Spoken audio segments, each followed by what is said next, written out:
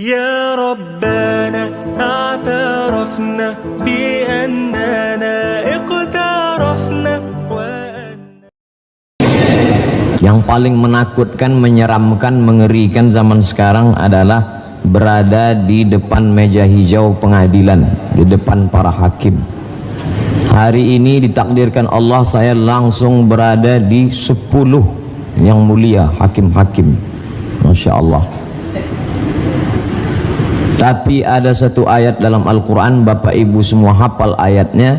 Di antara yang mulia para hakim itu, yang paling mulia di antaranya adalah alaisallahu bi ahkamil hakimin. Kalau satu orang hakim, kalau banyak hakimin, yang hakim di antara yang hakim itulah dia alaisallah, bukankah Allah bi ahkamil hakimin, hakimnya para hakim, yaitu Allah subhanahu wa ta'ala. Hakim di dunia itu dibagi kepada 3. Al-qudatu salasatun, ada 3. Yang pertama, menghukum tanpa ilmu pengetahuan, masuk neraka.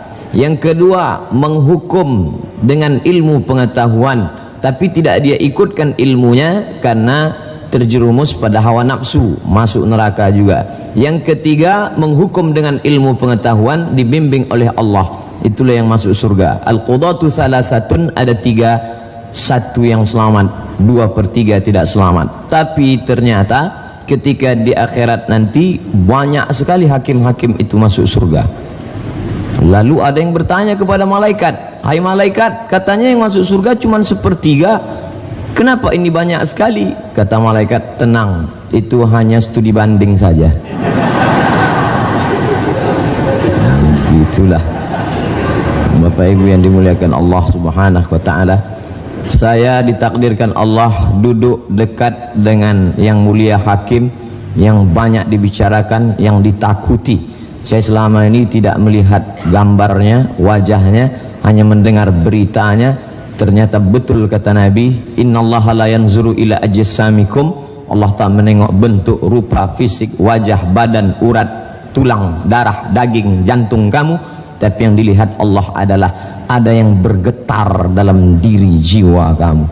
Ketika itu yang kuat, maka itu yang memberikan kekuatan yang luar biasa. Bergetar hati-hati para koruptor itu, baru menyebut namanya sudah mereka bergetar. Kenapa? Ketakutan adanya kekuatan dalam diri. Kekuatan itulah yang dipupuk dalam bulan Ramadan ini. Allah menyebutnya dalam Al-Quran, la'allakum tattaqun. Bahasa kita kekinian integritas.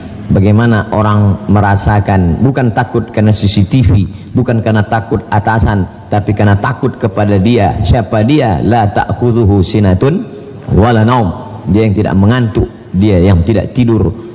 Itu kita rasakan paling lama 10 menit. Dalam sholat zuhur tadi kita takut kepada Allah dari mulai takbiratul ihram, Allahu Akbar. Tidak ada satupun di masjid ini yang berani melihat ke atas. Padahal kalau saya rasanya sangat terpancing untuk melihat. Masya Allah, luar biasa Masjid Al-Mahkamah ini, lampunya, dindingnya, ini langsung dari Itali. Bayangkan, marmer ini dari Itali, karpetnya dari Turki, lampunya lupa pula saya bertanya dari mana tadi, ukiran-ukirannya, terpancing kita. Tapi Abdul Somad, jangan kau lihat karena engkau takut kepada Allah. Itulah makna ihsan. Islam nampak, kelihatan, syahadat kelihatan, sholat kelihatan, zakat kelihatan, puasa kelihatan, haji paling kelihatan. Saya tidak tahu DKI Jakarta, kalau Pekanbaru, Riau, Store 2017 berangkat 2031, tiap tahun kenduri, 2030 mati. Ketahuan di atas Islam ini tidak lagi kelihatan. Itulah iman. 6, antu'mina billah wa malaikatihi wa kutubihi wa rusulihi wal yawmil akhir wa biqadri khairihi wa syarrihi. 6 tak kelihatan. Yang paling atas inilah puncaknya, ihsan. Islam, iman, ihsan. Anta'budallaha ka'annaka tarah, kau sembah Allah seakan-akan kau lihat dia. fa illam takun tarah, kalau matamu tak bisa melihat dia, fa innahu yarak, dia yang melihat engkau. Pada saat salat kita merasakan kehadiran Allah melihat engkau. Iyyaka na'budu wa iyyaka nasta'in, ihdinas siratal mustaqim, siratal ladzina an'amta 'alaihim ghairil maghdubi 'alaihim. Pelan-pelan bacanya. Salat qabliyah, salat ba'diyah, pelan baca. Allahu akbar kabira, walhamdulillahi katsira. Saya lihat bapak itu lama sholatnya Pak Ustaz ya, karena dia baca pelan-pelan. Tapi sekarang orang sholat, Masya Allah, iftitah, fatihah, ayat satu nafas. Ombus. Kalau ada satu yang bertanya, kamu kenapa cepat sekali? Itu bapak itu lama, maklum baru belajar. Padahal dia sedang merenungkan makna, merasakan kehadiran di hadapan Allah. Walaupun engkau tak melihat Allah, karena Allah itu tidak berupa. Kau pejamkan mata, kau nampak hitam, merah, putih, hijau, kelabu. Apakah dia? Bukan. Walam yakul lahu kufuwan ahad. Laisa kamitslihi syai'un. Tak ada satupun yang setara, yang serupa dengan dia. Tapi kau dapat merasakan dia. Datang satu mahasiswa selengean. Pak Prof, kalau memang Tuhan itu ada, mana dia? Mana? Tunjukkan saya. Mana Tuhan itu? Mana? Ditempeleng sama guru besar. Lepak. Peleng. Sakit. Iya, di mana sakit itu? Tunjukkan saya mana sakit itu. Sakit itu adalah rasa. Merah itu bukan sakit, itu efek dari pukulan. Sakit, cinta, benci, marah, rindu, sayang ada, tapi tak bisa ditunjukkan. Makanya kalau seorang istri bertanya kepada suaminya, abang sayang sama aku? Iya. Mana buktinya? Sayang di dalam. Allah menunjukkan bukti-buktinya. Apa bukti dia ada? Siapa yang sanggup membuat jantung ini berdetak tak berhenti? Rasa dua jari di bawah susu sebelah kiri, berdetak dia. Siapa yang tak berdetak, cepat kasih tahu. Ada dia di dalam. Siapa yang bisa menghitung? Kalau memang dia ada, mana dia? Bule berjemur di tepi pantai, lalu kemudian tak lama setelah itu berubah kulitnya yang tak berwarna menjadi berwarna. Mana sinar ultraviolet yang merubah itu? Mana dia? Kita buka itu kotak X-ray, masuk segala koper ke dalam, bisa dia lihat apa yang ada di dalam. Tapi begitu kita lihat, mana cahaya X-ray yang bisa mendeteksi isi koper? Tidak kelihatan. Apa maknanya? Sedangkan yang ada saja tak bisa kita lihat, apalagi yang maha ada, Allah subhanahu wa ta'ala. Jangankan melihat cahaya ultraviolet, jangankan melihat rasa yang ada dalam diri, melihat wajah pun. Melihat wajah karena bantuan cermin. Berhenti orang di bawah pohon yang rindang, di bawah ada kolam, lalu dia melihat ke dalam kolam, disitulah awal muala muasal, asal muasal cermin. Oh, begitu bentuk rupa ternyata. Dari melihat kolam di bawah pokok kayu, itulah muncul ide membuat cermin, nampaklah wajah. Tapi cermin pun tidak jujur, telinga kanan tampak di sebelah kiri. Yang paling jujur adalah siapa? Sahabat yang memberitahukan segala kekeliruan, kekurangan kita. Sahabat yang paling baik, dia tidak tegak berdiri di depan orang banyak. Ustadz salah, bukan begitu cara dia memberitahu. Pelan-pelan dia kirim WA. Setelah itu kita buka, oh, dia kirim foto, peci Ustadz miring. Sedangkan melihat yang tampak pada dirimu saja kau tidak bisa, apalagi dia. Tapi dia hanya bisa dirasakan dengan rasa. Dari takbiratul ihram ke salam sepulin, kau rasakan betul-betul keberadaan engkau di hadapan dia. Kau hadapkan wajahmu kepada siapa? Wajjahtu wajhiya lilladzi fataras samawati wal arda hanifan musliman wama ana minal musyrikin. Hai Abdul Somad, sedangkan berada di hadapan yang mulia Ketua Mahkamah Agung, sedangkan berada di depan ketua, wakil ketua yang mulia, sedangkan berada di hadapan yang mulia, ketua-ketua kamar saja bergetar jiwamu. Bagaimana nanti engkau wahai Abdul Somad ketika berada di hadapan dia, Allah subhanahu wa ta'ala. Hari ini saya seolah-olah sedang berada dalam geladi kotor. Bagaimana nanti menghadap Allah subhanahu wa ta'ala. Hari ini kau masih didampingi sahabatmu dari Pekanbaru, masih didampingi abangmu, masih didampingi keluargamu, tapi nanti sampai di hadapan Allah, walaqad ji'tumuna furada, kau datang menghadap Allah sendirian, kama khalaqnakum awwala marrah, sebagaimana dulu kau datang ke dunia ini sendirian, kau pun akan datang menghadap Allah sendirian. Saya koreksi ayat yang Ustaz baca. Kenapa? Tadi Ustaz mengatakan datang ke dunia sendirian. Buktinya orang yang kembar itu berdua, Pak Ustaz. Ente nggak ngerti gimana orang kembar lahir. Orang kembar tidak pernah lahir berdua, tetap satu-satu. Makanya tanya dulu kalau nggak ngerti. Saya jumpa orang kembar berdua, saya tanya, ini kalian lahir berdua pelukan? Enggak, satu-satu, pakai nomor antri juga. Kita nanti menghadap Allah sendirian. Mana anak buah hati belayan jiwa? Yauma yafirrul mar'u min akhihi, hari itu orang lari dari saudaranya, wa ummihi, lari dari ibunya, wa abihi, lari dari ayahnya, wa sahibatihi, lari dari istrinya, wa banihi, lari dari anaknya. Saudara, ibu, ayah, istri, suami, anak.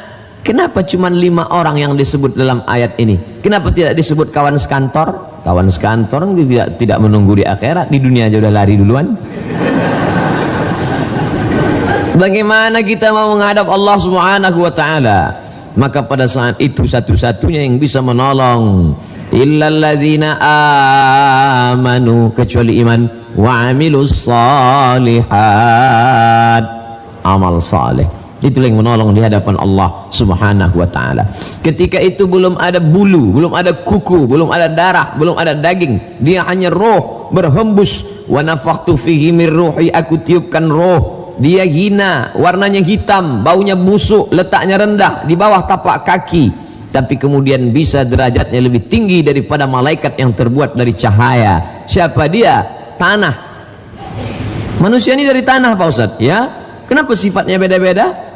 Kalau memang semuanya dari tanah, kenapa tidak baik semua? Ada tanah yang baik, ada. Kawan saya itu, Pak Ustaz, tidak baik. Dia dari tanah juga, cuman dari tanah sengketa.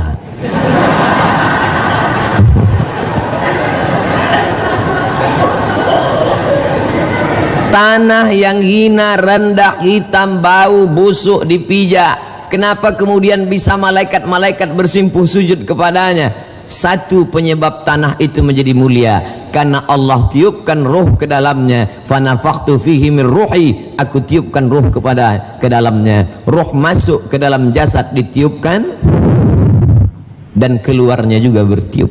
Ruh itu nanti keluar bertiup. Makanya mata melotot menengok ruh keluar. Setiap orang yang mati matanya mesti melotot. Dan ibu latihan dari sekarang memejamkan mata bapak. Jangan sampai kita datang ke masjid nyari Pak Imam. Pak Imam bisa datang ke rumah, kenapa? Papa dari tadi matanya terbuka, kan malu kita.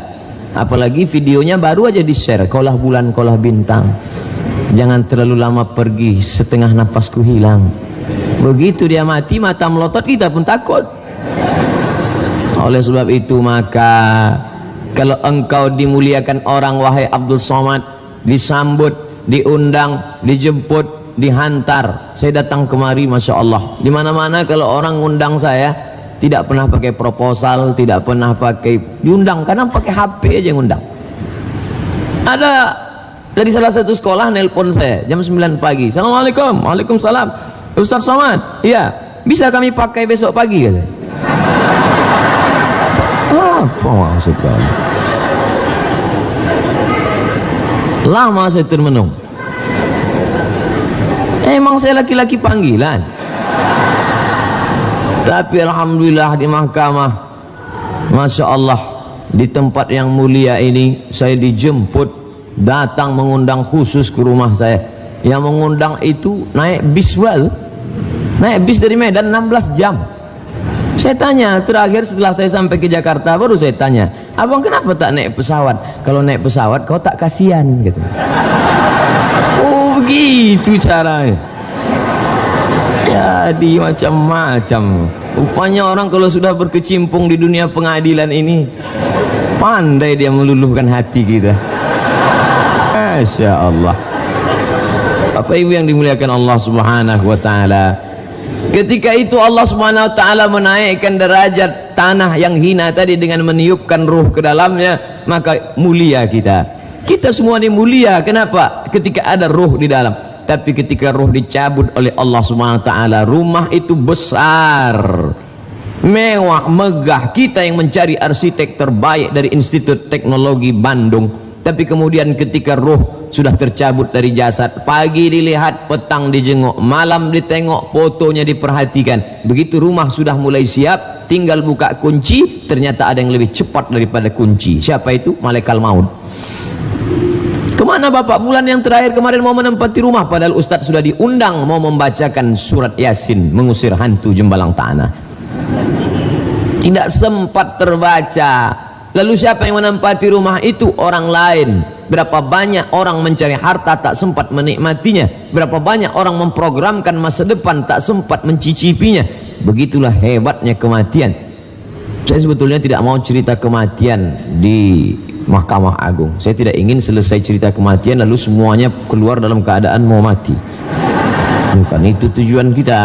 Tapi dalam Islam bahwa orang disuruh mengingat itu supaya dia menjadi rem. Hawa nafsu ini gasnya, digas terus 200 km per jam. Tapi kalau tidak ada rem, dia akan menabrak, dia akan masuk ke jurang. Maka ada rem. Direm terus tidak bisa jalan. Ditekannya terus rem. Kenapa tidak kau tekan gas? Aku takut jatuh, tidak berjalan. Harus ada masa menggas, harus ada masa merem. Di bulan ini kita rem semuanya. Mata kita rem, telinga kita rem, hati kita rem, otak, pikiran, semuanya kita jaga di hadapan Allah Subhanahu wa ta'ala.